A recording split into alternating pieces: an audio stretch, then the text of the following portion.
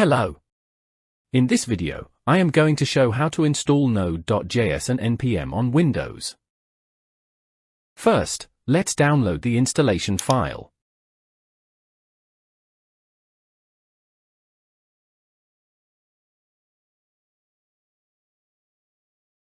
I recommend the LTS version.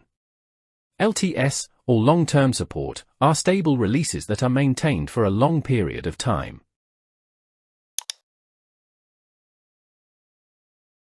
Now, let's execute the file to start the installation.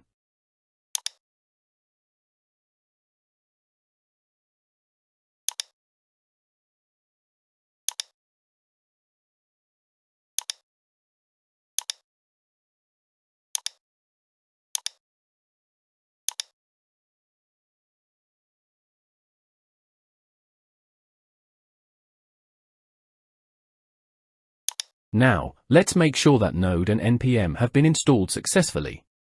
Just open VS Code and go to the terminal.